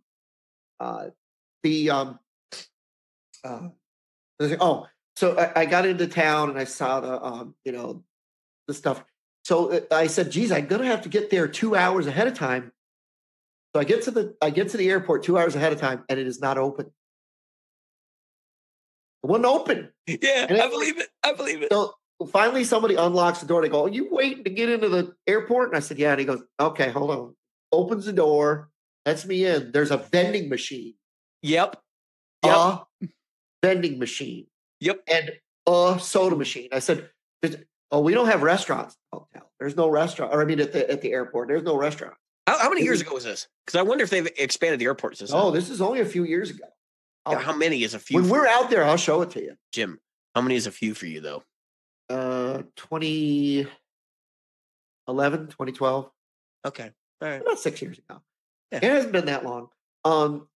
Now, I understand there's another airport, but it's further towards Indianapolis. Yeah. I've flown in and out of Indy, too. Yeah, it's not my favorite. If you're sensitive to pressure, flying into Indianapolis can be frantic and painful. Yeah. And when I was out there, I was looking for houses, and so I was driving towards Indianapolis because driving north was not really an option. Too much farm country. But yeah, it's different. I mean, it's not small town. When I say small town, I just mean it's probably a half. It's a very industrialized small town. That's what I'm trying to get at. Like, there's a lot of industry and shit there that you would not expect to find in basically what remains a fairly rural area. Yeah. I'm hoping that Nick Bongers from Great Lakes Guitar Pickups will come down. He's talked about it. My dog was born out there. So come out. This is my pre-advertisement. If you're interested, hit me up. Come out and see us if you've got time or if you're planning to be there anyway. If you don't know who we are, maybe you will after there. That'll be great. And yeah, so we're not being featured or anything. Jim and I are going as guests. And that's what I want to make clear to everybody. Like, this is not like you're going to not see us because we're in a press booth or something. No, we're just like going like regular dudes. And it will remain that way for the foreseeable future. So, yep. Yeah. I'd rather go as dudes anyway. Like, I don't want to be in a press box and like, have a muzzle. I did that I did that at, what do you call it? Yeah, that's a smaller event though. You'll see very quickly. That's like a really small event in comparison. Yep. And not that that's a bad thing. I'm just saying, like, this is, I mean, they had people flying in from all over the country, and it was like, there was probably 10,000 people there over the 2 days, maybe 20. I mean, it was ridiculously packed. Not packed to the point where it's like you're going to have a panic attack because there's too many people, but like packed in the sense that like you didn't know there were this many musicians that actually cared enough about Sweetwater to come out. Yeah. Anyway, we're hitting an hour and 50 minutes. I think we should call this one early. Call it. So everybody, Happy New Year. I don't know if this is going up before or after, but I think it goes after. I think it's going to, it's going to go up tomorrow night. Let's put it up. Yeah. Right before the New Year hits.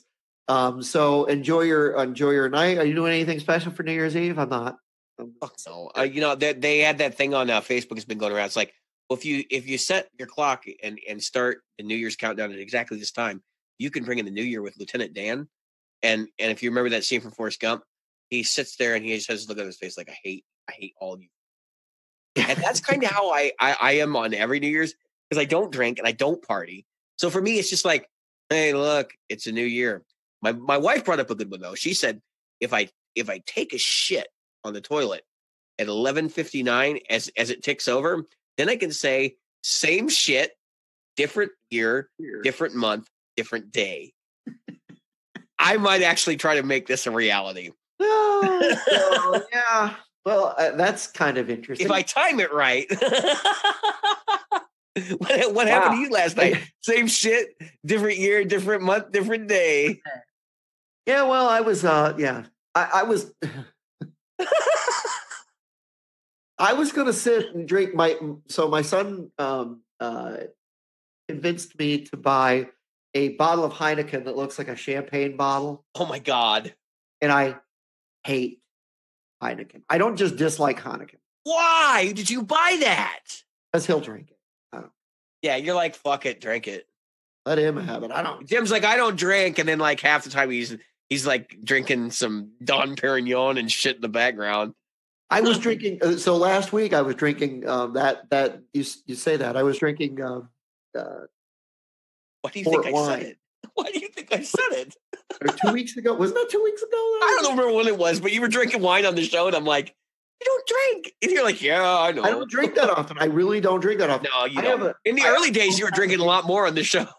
Oh. There were a couple of times where, and I can remember, like, you're like, hang on, I got to get a beer. Like, I'm like, dude, are you an alcoholic? Because he's like always drinking when I'm talking to him. And now he's... As a preview, next week, next week, we're going to talk about Tonewood. And we're going to... we should talk about tonight. We're going to go Tonewooding. We're going to... talk about it tonight? No, we should have. We didn't get there. It's too long.